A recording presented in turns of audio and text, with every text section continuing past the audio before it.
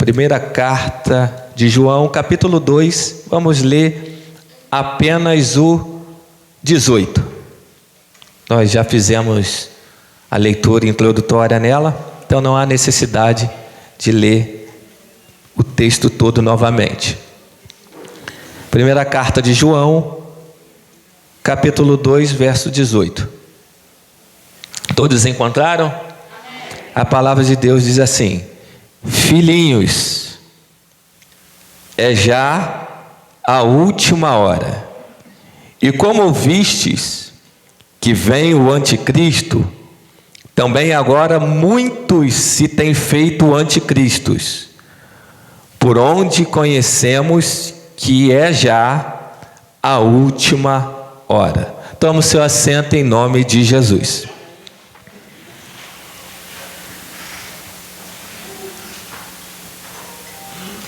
A última hora.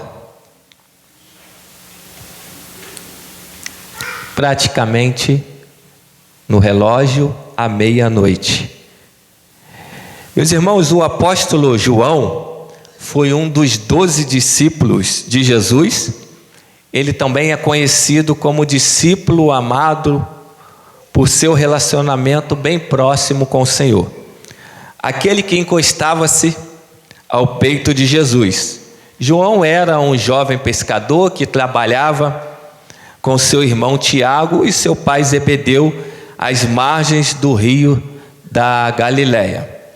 O chamado dele aconteceu quando ele e seu irmão estavam no barco e Jesus faz um convite para eles largarem a rede e serem pescadores de homens.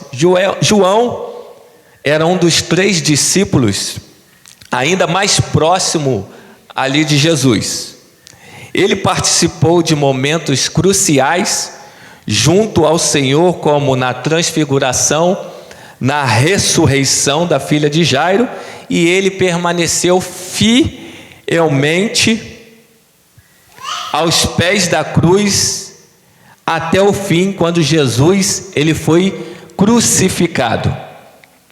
João é o autor de 5 livros da Bíblia: Evangelho de João, as 3 cartas, 1ª, 2ª e 3ª João, e o livro de Apocalipse. João viveu até uma idade avançada e, segundo a tradição, foi o único dos apóstolos que não morreu como mártir. Estudamos isso na escola bíblica dominical. Após a ascensão de Cristo, ele investiu toda a sua vida a evangelizar e a ensinar. Agora, passados mais de 50 anos da morte de Cristo, ele é o último apóstolo ainda vivo, até esse exato momento que nós lemos que ele escreveu essa carta. E o propósito de João ter escrito esta carta, nesse capítulo, era de combater tais heresias daquela época. O que são heresia? Heresia é tudo aquilo que é fatal à nossa redenção, ou aquilo que nega uma verdade absoluta da Bíblia. Heresia é tudo aquilo que nega uma verdade absoluta da Bíblia. Por exemplo, alguém que nega a Trindade é uma heresia. Alguém que nega a volta de Jesus é uma heresia. Alguém que prega que a salvação é pelas obras, isso é uma heresia. Tudo aquilo que fere uma verdade absoluta da palavra de Deus pode ser chamado de heresia. E existe uma diferença de linhas teológicas diferentes para a heresia. Heresia é o que eu já expliquei.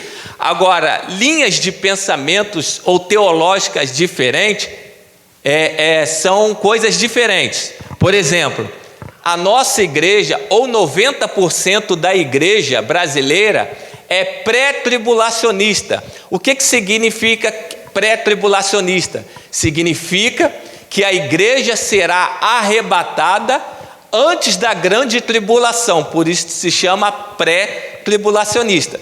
E existe uma outra visão, que são os mesotribulacionistas, que acreditam que a igreja será arrebatada no meio da grande tribulação. E existe também os pós-tribulacionistas, que afirmam que a igreja passará pela grande tribulação. Isso não é uma heresia, mas são apenas pensamentos teológicos diferentes, mas tem base bíblica para cada um defender aquilo que acredita. E nesse capítulo 2, João ele faz um alerta acerca da proximidade do fim. A mensagem, irmãos, era tão urgente, não somente para aquela época, também para os dias chamados dias de hoje, que João chega a declarar 2 vezes no mesmo versículo, que diz: filhinhos, é já a última hora. Era tão urgente a mensagem naquela época, e também é tão urgente para os dias de hoje, que ele chega a declarar que já é a última hora. Resumindo, o que João está dizendo com essa pronúncia dele? Ele está dizendo: é hora de vigiar, não é hora de parar, não é hora de retroceder, não é hora de se esfriar na fé, não é hora de estar desapercebido, porque já é a última hora. É hora da igreja andar vigilante, não é hora de cochilar. Nós cantamos sempre que o rei está voltando, mas parece que cantamos da boca para fora, porque se nós cantássemos com convicção que ele está mesmo voltando, nós não estaríamos tão dispersos. Então João está dizendo: é hora de vigiar, não é hora de parar, não é hora de retroceder ou andar desapercebido, porque já é a última hora.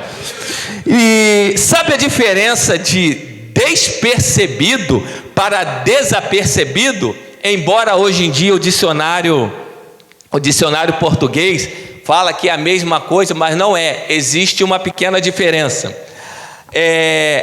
Despercebido é algo que não chamou atenção, algo que não foi notado. Exemplo: eu li esse documento e nem percebi que isso estava escrito no documento, ou seja, despercebido. Agora, desapercebido corresponde a algo ou alguém que não esteja preparado. Um exemplo: o professor me pegou desapercebido, me fez perguntas e eu não soube responder nenhuma delas, ou seja, estava desapercebido, está descuidado ou desprevenido. Você lembra da parábola das 10 virgens? 5 eram loucas e 5 eram prudentes. Todas elas dormiram. O texto diz que todas elas dormiram, está no plural. As loucas e as prudentes, todas dormiram. O problema, irmãos, não era dormir. O problema aqui é que as loucas não tinham reserva. Então Cristo não vai vir buscar uma igreja desapercebida, uma igreja descuidada, uma igreja desprevenida. Ele vai vir buscar uma igreja que tem reserva, ou seja, uma igreja que tem azeite. O Espírito Santo, ele é o nosso combustível, que vai nos levar até Cristo nas nuvens. Ele é o nosso combustível. Aquele que não tem o Espírito Santo não vai ser arrebatado, Porque o Espírito Santo é aquele que é o nosso combustível, que vai nos levar até as nuvens quando Cristo ele voltar. Então eu te pergunto nessa noite, você tem reserva? Tem reserva aí, irmãos, para quando Cristo ele chamar a tua igreja? Cristo ele vai buscar uma igreja que tem reservas, uma igreja que tem azeite.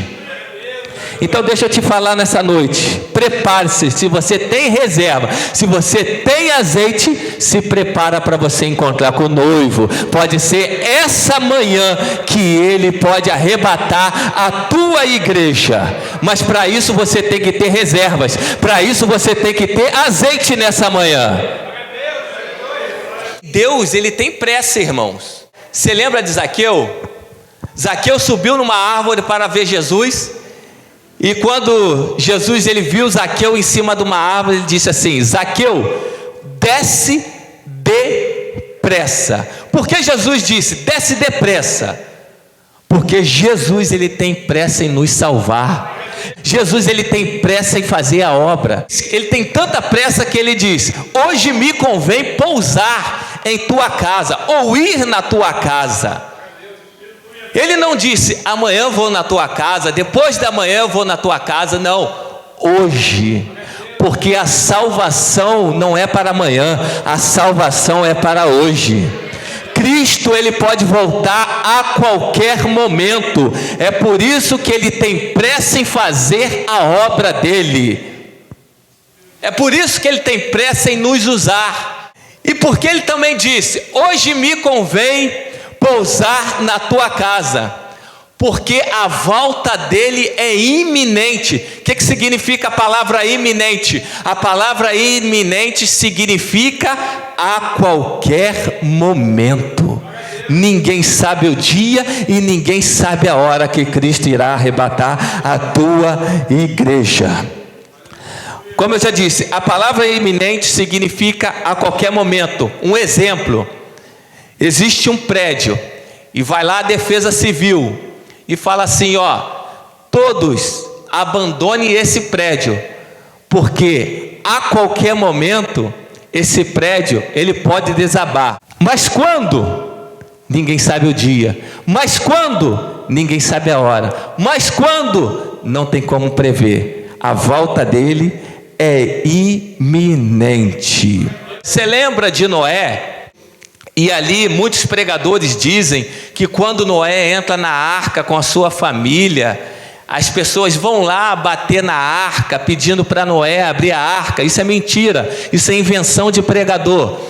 Porque a passagem de Noé é uma comparação do arrebatamento da igreja. Quando Noé entra na arca com a sua família, ninguém viu. E o próprio Deus, ele fechou a arca e ali veio o dilúvio, destruiu tudo. Então ninguém viu. Assim vai ser o arrebatamento da igreja. Então nós devemos andar vigilante, irmãos. Nós não devemos andar desapercebidos. Nós temos que ter azeite, nós temos que ter reserva, senão você vai ficar. Reserva. Você lembra também, como eu já preguei aqui, acho que foi domingo passado, do filho pródigo. Quando o filho pródigo volta da casa, olha só como Deus tem tanta pressa. Quando o filho pródigo volta para casa, o filho voltou, mas foi o pai que correu ao encontro do filho. Ou seja, Deus tem pressa em fazer a obra na nossa vida. Deus tem pressa em nos salvar. Aí, o versículo 18, ele continua, ele diz assim: e como ouvistes que vem o anticristo. A palavra anti tem dois significados: contra ou em lugar de. O anticristo é aquele que imita e também se opõe a Cristo. O anticristo é adversário de Cristo, ou aquele que procura ocupar o lugar dele, mas ele ainda não veio. O texto diz que ele vem. Jesus também faz referência ao anticristo, chamando de o abominável da desolação. Está lá em Mateus capítulo 24, versículo 15. O apóstolo Paulo o chamou de o homem da iniquidade, o filho da perdição, o iníquo. Está lá em 2ª carta aos Tessalonicenses, capítulo 2, verso 3 a 8. A Bíblia diz que ele virá no poder de Satanás, fazendo sinais, prodígios da mentira e com todo engano de justiça aos que perecem. Está lá em 2 Tessalonicenses, versículo 9, versículo 10. A Bíblia diz que ele vem, mas ele ainda não veio. Por que que ele ainda vem e ele ainda não veio? 2ª carta aos Tessalonicenses, capítulo 2, versículos 6, 7 e 8 diz assim: e agora vós sabeis que o detém, para que a seu tempo próprio seja manifestado. Versículo 7: porque o mistério da injustiça opera somente a um, que agora resiste, até que do meio seja tirado. Verso 8: então será revelado o iníquo. Porque o anticristo ainda não se manifestou e ainda não veio. E quem é esse que o detém? Quem é esse que o resiste para que ele não possa se manifestar? É a igreja habitada pelo Espírito Santo de Deus. Então é por isso que o anticristo não pode se manifestar, porque existe aqui na terra alguém que o detém, alguém que o resiste, e esse alguém que o detém e que o resiste é a igreja habitada pelo Espírito Santo de Deus, é a igreja do arrebatamento.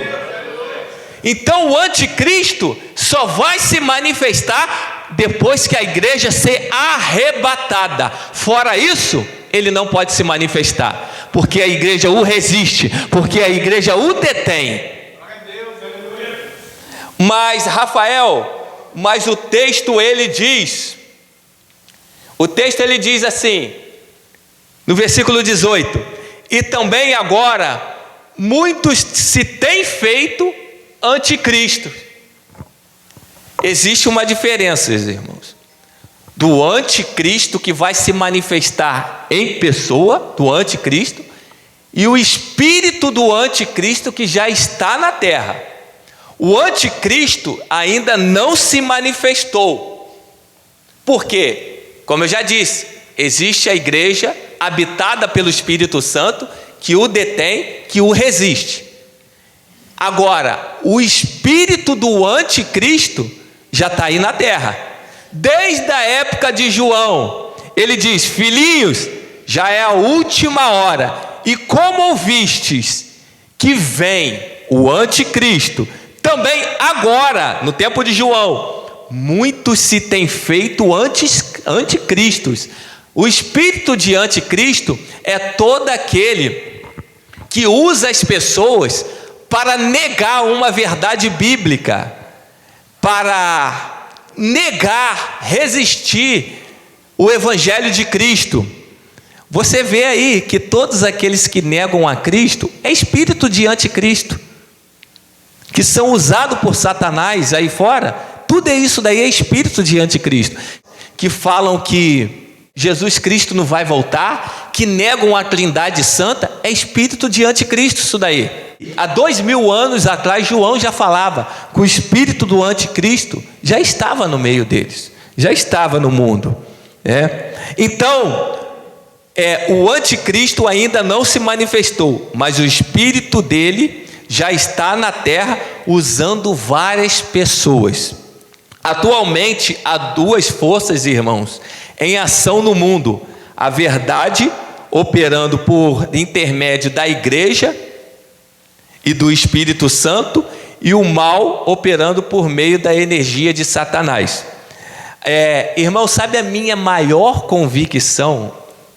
Que Jesus está à porta, e eu acho que deveria ser uma das suas maiores convicções, que Jesus está à porta, é a aparição de muitos falsos profetas, muitos falsos mestres, apóstatas.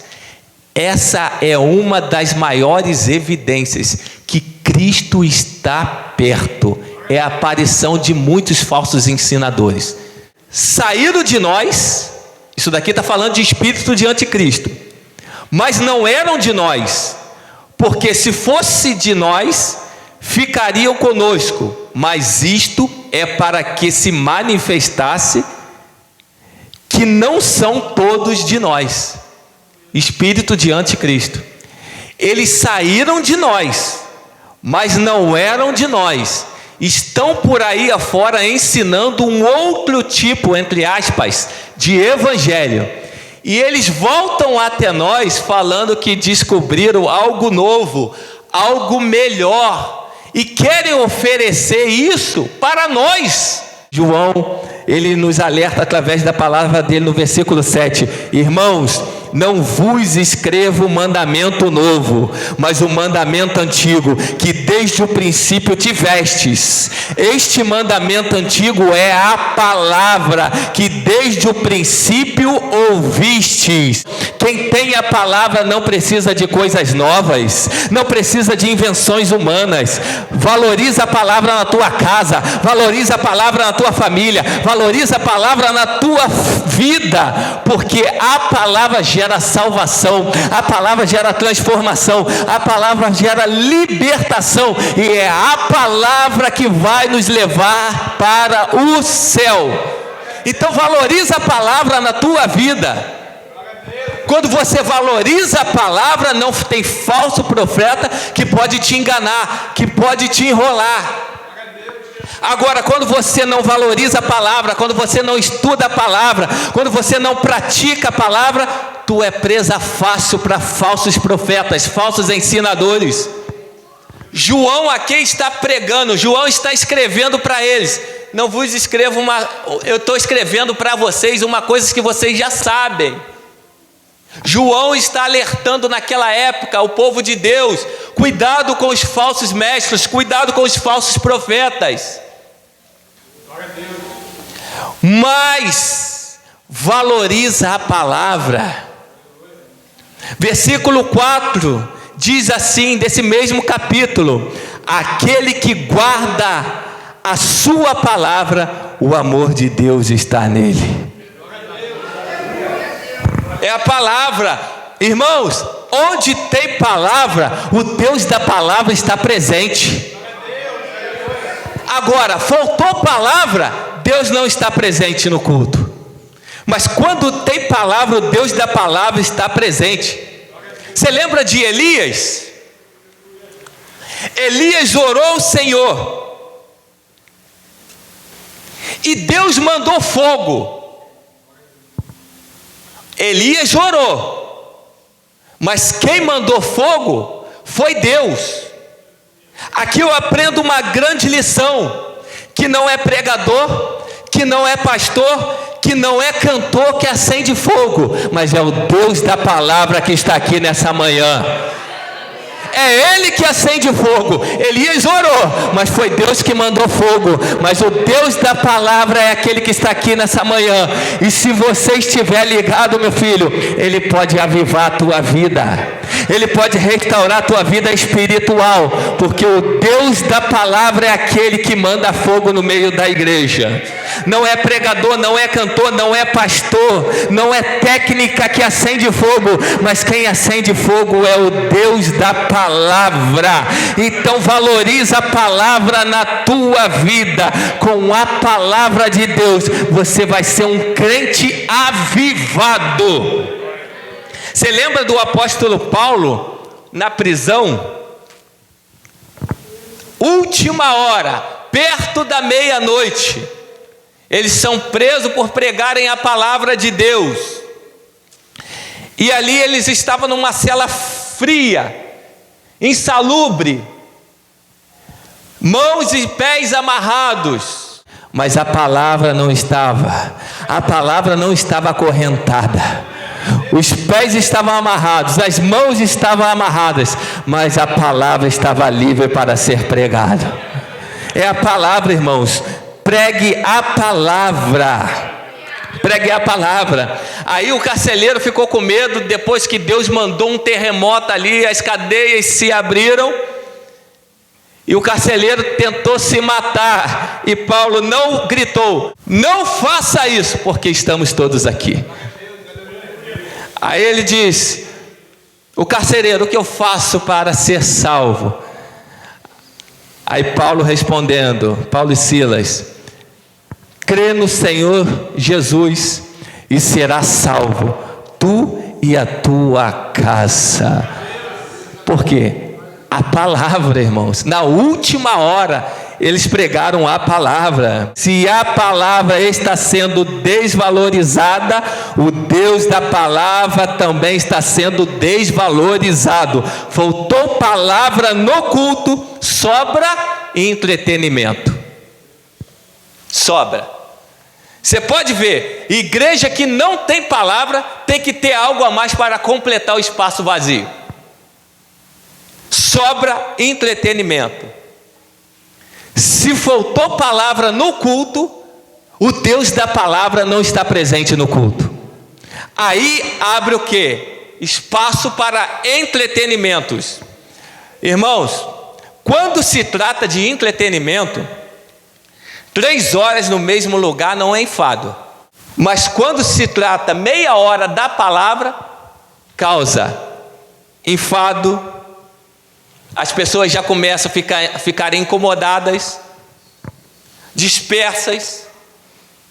Mas quando você está tendo algum tipo de entretenimento, isso não causa enfado, mas a palavra te causa enfado, porque não estão valorizando a palavra. A palavra causa inquietação. Então, igreja, não perca o foco da palavra, porque já estamos na última hora. A esperança do Espiritismo é reencarnação, mas a esperança da igreja é o arrebatamento. A esperança do Espiritismo é a reencarnação, mas a esperança da igreja é o arrebatamento. Evangelho é cruz na terra e coroa no céu. A nossa maior esperança é a vinda do Senhor Jesus. Tem até o hino: nossa esperança é tua, o Rei dos Reis vem nos buscar. Nós aguardamos Jesus ainda.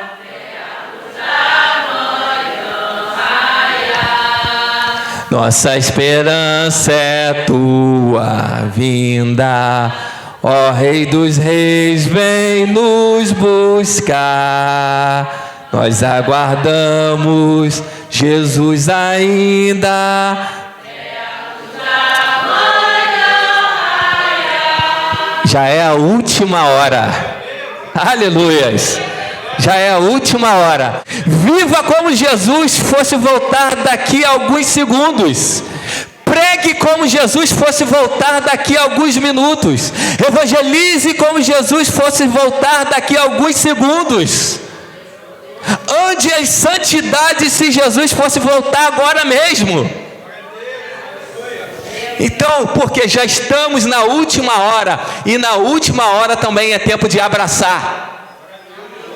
À meia-noite, Paulo, num culto importantíssimo, na Santa Ceia, um jovem chamado Eutico cai do 3º andar. Paulo interrompe o seu discurso, ele sai do campo da teoria e desce para o campo da prática, e abraça o menino, e aquele menino volta a viver. Ou seja, na última hora, meia-noite, também é tempo de amar, também é tempo de abraçar, também é tempo de comunhão. Na última hora, irmãos, graças a Deus, a igreja do Cantão, ela ama a palavra.